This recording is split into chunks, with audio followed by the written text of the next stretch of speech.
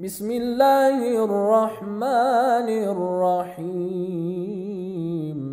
له ملك السماوات والأرض يحيي ويميت وهو على كل شيء قدير هو الأول والآخر والظاهر والباطن وهو بكل شيء عليم. أعوذ بالله من الشيطان الرجيم. بسم الله الرحمن الرحيم. الحمد لله رب العالمين بارئ الخلائق أجمعين، ثم الصلاة والسلام على سيدنا ونبينا أبي القاسم مصطفى محمد صلى الله عليه وآله أجمعين وأصحابه المنتجبين. أما بعد، قال الله تعالى في كتابه الكريم: إن الدين عند الله الإسلام. In the name of Allah, the most beneficent, the most merciful.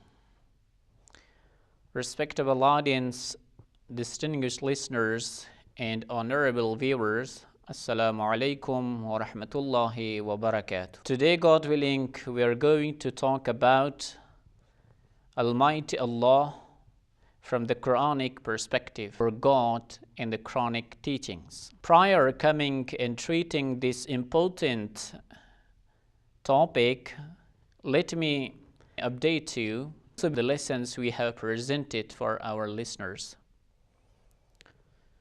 As it was mentioned in the previous sessions and lectures or lessons, that Almighty Allah is known, or everyone knows Almighty Allah by His innate and primordial nature.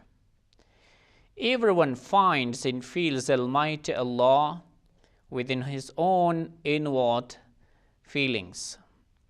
His inward feelings and sentiments and conscience-wise say that, of course, Almighty Allah exists and He is the sole source of strength, and He is the only source of power that gives energy and life to every human being, not only to every human being, but also to all creatures. Whosoever this term creature is applied for, Almighty Allah has created them.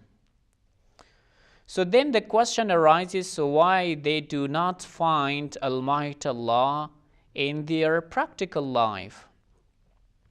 It was mentioned that there are many causes of wrong thinking, as we have mentioned some 5 elements in this regard. And then we say that the existence of primordial nature, or the existence of an innate pure nature within human beings, does not necessarily mean that it should be active and alert always.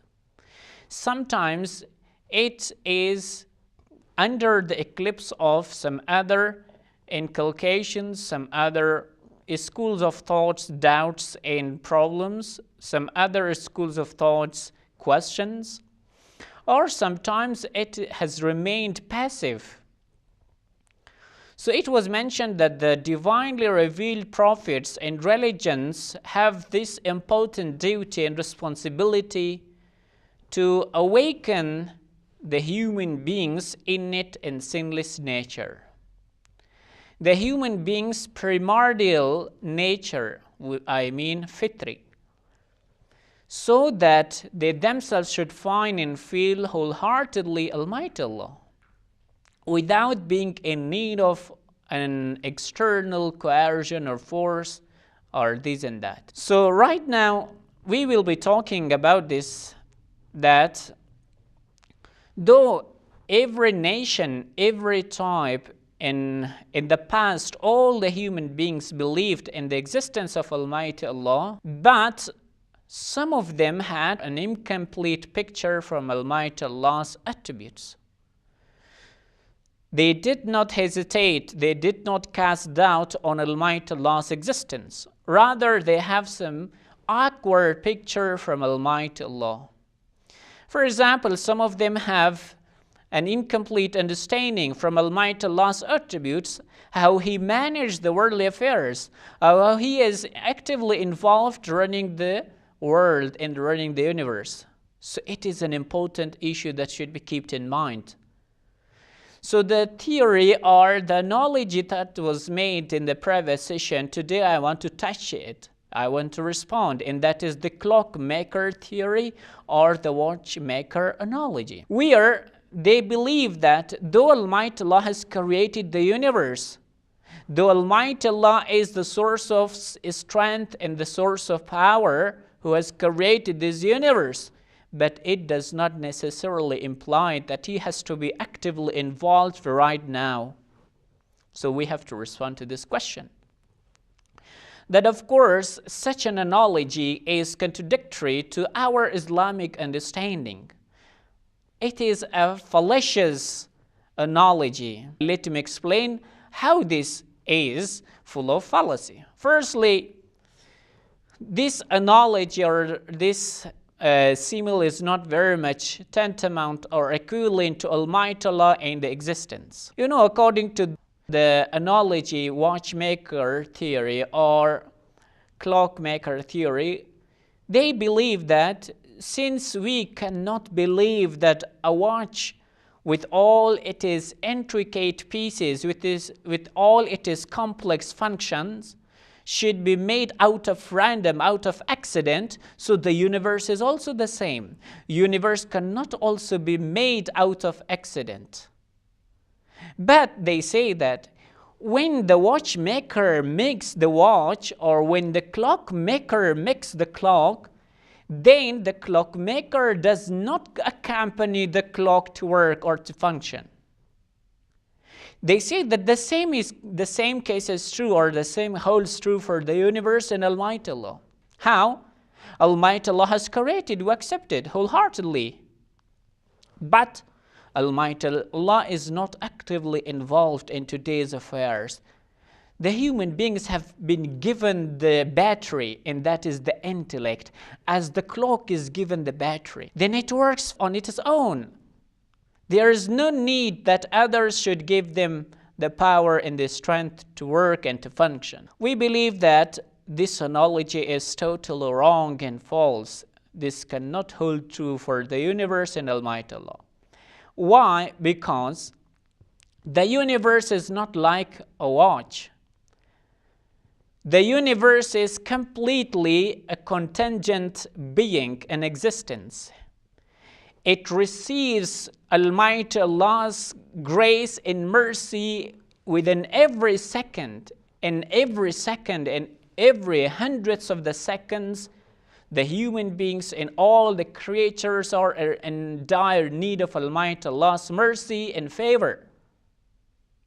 They do not stand by their own. They do not independently exist. So the example that can make us reach this conclusion is the source of electricity and these lamps. إن الله يأمر بالعدل والإحسان وإيتاء ذي القربى وينهى عن الفحشاء والمنكر والبغي يعظكم لعلكم تذكرون. Lamps are working until and unless they are connected with the source of energy. The moment the electricity is gone or is made off from the source, then all these lamps will be off and all these lamps will not work. However you switch them on, they do not work. For they receive their whole existence, their whole light from the source of energy. It is not the case that they should be left independent, they should be left aside when they are created and then they should independently function and work. This is not the case. Within every second, within every hundred and thousands of the seconds, the human beings are in dire need of Almighty Allah's favor, Almighty Allah's compassionate mercy. And that is what we believe, that Almighty Allah is not like that of watchmaker. Almighty Allah shower His blessings upon all the creatures every moment. The moment Almighty Allah, if Almighty Allah forbids and shun His mercy, of course the whole world and the whole universe would collapse. The whole universe would collapse. So this is very much important to keep it in mind. And secondly, from the Islamic and from a philosophical perspective, then later on we will be discussing in detail, inshallah, that the creatures and the beings are categorized into some three categorizations or classifications. They can be set into three categories. The first is a being that should be necessarily existent. We call it wajibul wujud. A being that is necessarily existent, and that is Allah. The next category of the existence is that they are contingent, they are possible. Neither their existence nor their non-existence is necessary. They are called mumkinul wujud. They can be possibly existent, they can be possibly non-existent.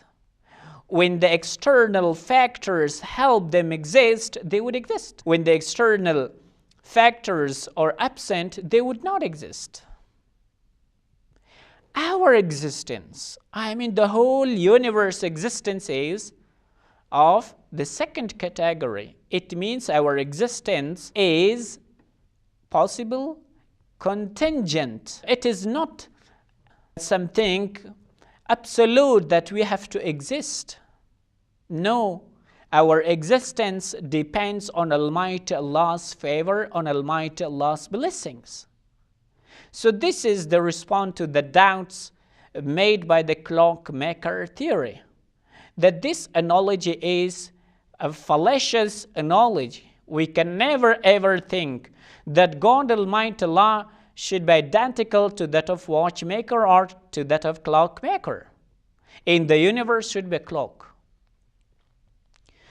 Part of this analogy would help us to prove the complexity in the rational designer behind this universe design.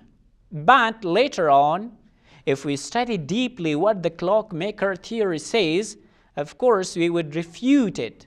We would have an intellectual rebuttal of this theory or this analogy. Why? Because Almighty Allah's blessings is showering every moment and second.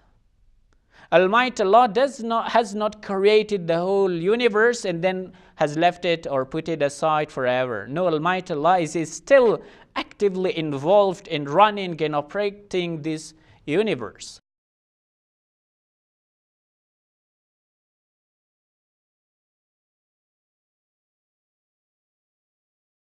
لا إله إلا هو الملك القدوس السلام المؤمن المهيمن العزيز الجبار المتكبر سبحان الله عما يشركون والله الخالق البارئ المصور.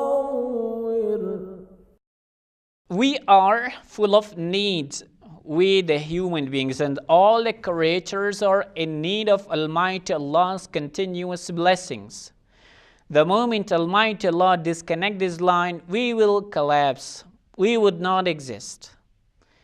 And then this analogy, clockmaker analogy, negates and denies Almighty Allah's existential and legislative aspect. For they say that when Almighty Allah has granted us the blessings such as intellect, then we are not in need of Almighty Allah's revelation. But from the Islamic perspective, from the Holy Quran teachings, from the Quranic teachings, we believe that we are in need of not only the existence, but also in legislation we are standing in need of Almighty Allah's mercy and favor. It makes a huge difference. So due to these problems and challenges that this theory or analogy faces with, we can never accept this theory.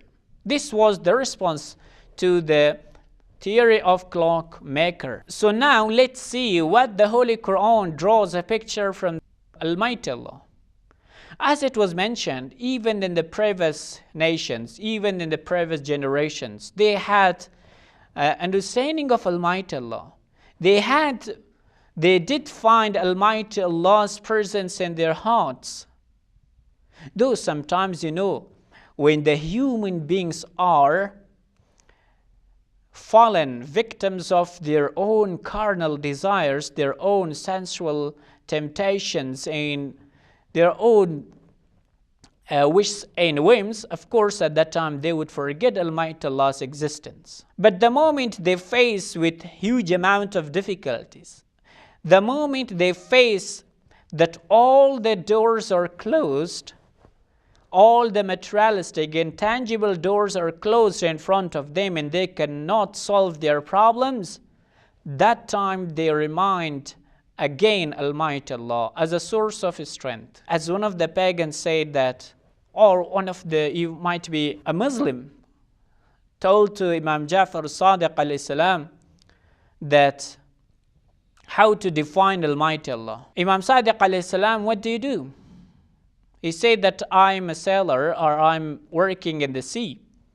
Then Imam Sadiq alayhi salam asked him, has it happened that your ship has to sink?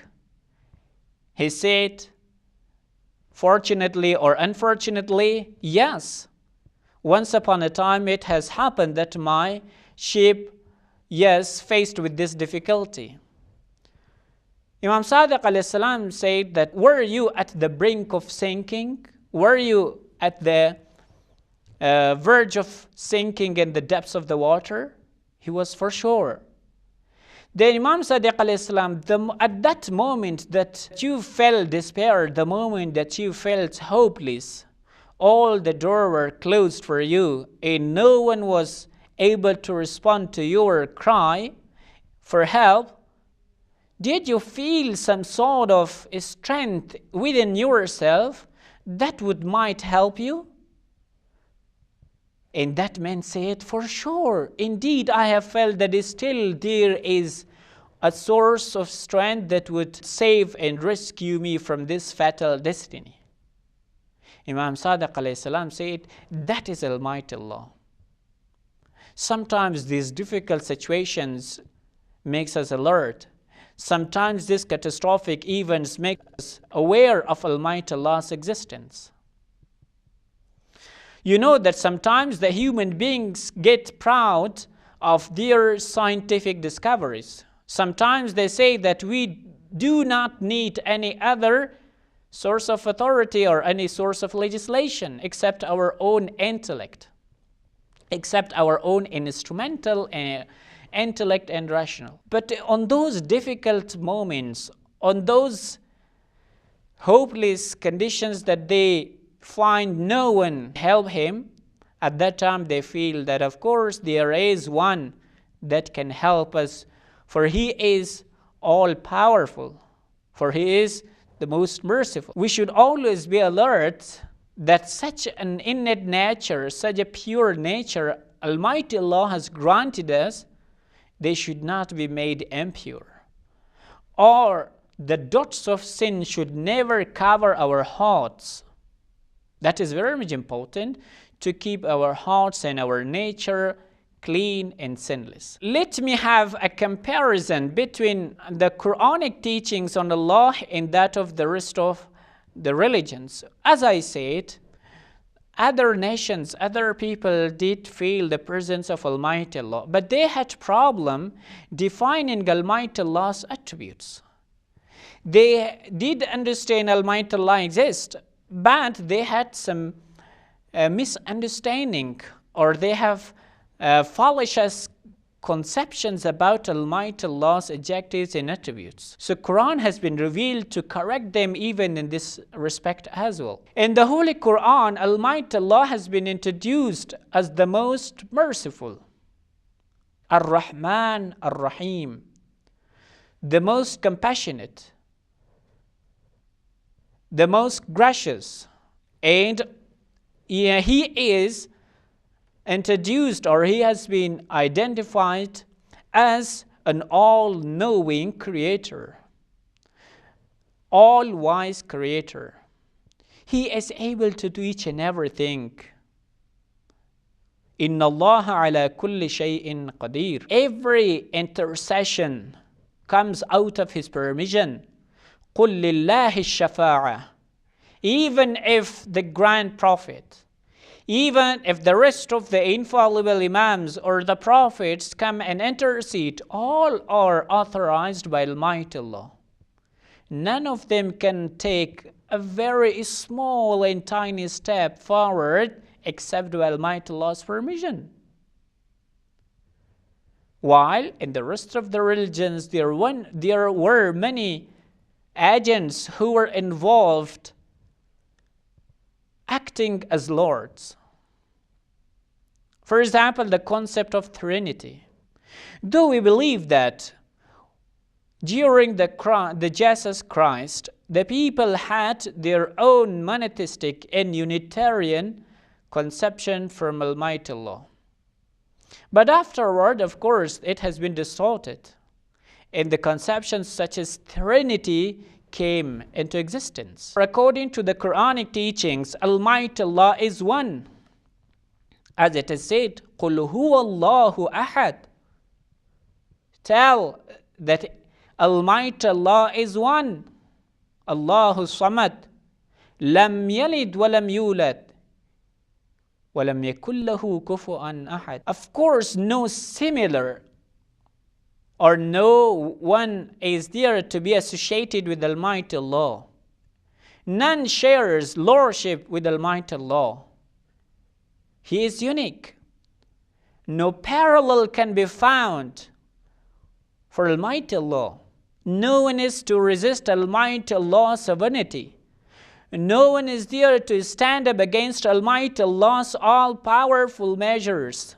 Almighty Allah is all-wise, all-powerful. إن الله يأمر بالعدل والإحسان وإيتاء ذي القربى وينهى عن الفحشاء والمنكر والبغي يعظكم لعلكم تذكرون. Coming to this conclusion that the Holy Quran or the Quranic teachings give us a very pure and very precise picture of Almighty Allah. That no one is parallel, no one is similar to Almighty Allah. He is peerless.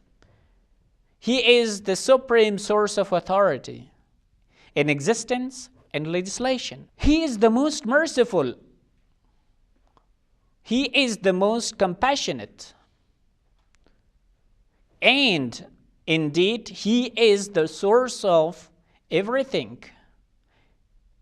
Everything origins or everything begins from Him. As you know that one of the characteristics of the faithful people is this, that when the afflictions visit them, they say, we are from Allah, and to Him we would return. They say, or their motto, their slogan is قالوا إنا لله وإنا إليه راجعون. We are from Him, we belong to Him, we are totally in debt of Him, and to Him we would return. قالوا إنا لله وإنا إليه راجعون. That is told with emphasis that there is no other source that we have to return to. It is Almighty Allah. And due to this, whenever they face with challenges, they do not feel despair. They do not find themselves hopeless. For they believe in this supreme source of strength, that is Almighty Allah. Whenever their dears and beloved ones are dead or receive martyrdom, again, they do not feel lost. They feel that, of course, everything is in the hand of Almighty Allah. We will be rewarded if we keep patience. So this is the picture the Holy Quran gives us from Almighty Allah, that He is all merciful, He is all wise, all knowing, omnipotent, omniscient, the most merciful, the most compassionate, the most gracious. Such a Lord deserves to be loved, and we have to love Almighty Allah. He is merciful. He loves everyone to embrace Almighty Allah's teachings and to connect themselves with eternity, to connect these variable and changing phenomena with the eternal existent that is Almighty Allah. The conclusion that can be drawn from this lecture is this: that firstly, we responded the doubt that was raised in the previous session, that was the clockmaker theory. We responded this doubt. Secondly, we talked about the Quranic teachings about Almighty Allah. What a picture the Holy Quran and the Quranic teachings draws from Almighty Allah. We talked about this. Finally, let me draw your attention or call your attention upon some two important elements. That why we believe in Almighty Allah, why the human beings believe in Almighty Allah. The first reason is our own primordial innate nature that calls us, or that brings us to this conclusion, that we have to pay attention to our inward voice, to our conscience voice, that Almighty Allah exists. Almighty Allah is present, bestowing upon us or showering upon us His blessings. This pure, innate or primordial nature of human beings calls us that we have to pay attention to our Lord. As on the first sessions we talked about the sense of curiosity. This is another important issue, that human beings intrinsically, they are made in a manner that they should pursue perfection and they should go towards the responses of their fundamental questions. For example, are we composed of spirit and physic? Are we created void in this world? Are we created purposefully? What is the purpose behind our creation? Or who is the creator of this universe? Who is the creator of this beautiful cosmos? Whenever he pursues all these fundamental questions, finally he would be led to Almighty Allah's existence. And then finally he would believe in Almighty Allah. So this sense of curiosity, first. Secondly, the primordial nature of the human beings are the two main factors behind believing Almighty Allah. The third is the heavenly sent prophets and messengers. Throughout the history, we have their records.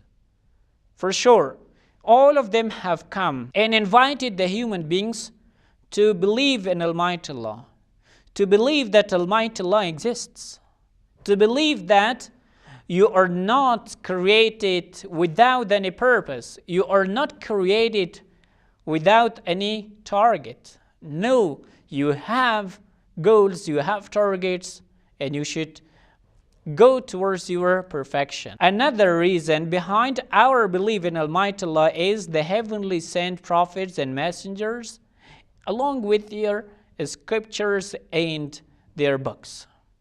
So these are the three important causes that we believe in Almighty Allah.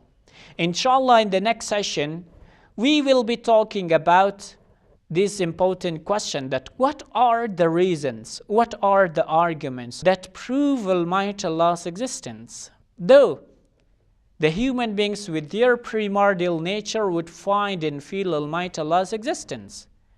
But how to do, or what to do with those who are doubtful? What to do with those who have yet remained skeptical about Almighty Allah's existence? How to convince them? What are our arguments that we have to make them satisfied that we believe in Almighty Allah? If they bring some arguments that negate Almighty Allah's existence, what should be our own counter-arguments? So all these would be treated, would be addressed in the next episode and session. May Almighty Allah bless us all. Dear viewers, firstly, grasp fully Almighty Allah's instructions that have been revealed through the Quranic teachings. And secondly, apply them in our own practical life, so that we have to have a peaceful life in this world and in the next. Thank you very much. Wassalamu alaikum wa rahmatullahi wa barakatuh.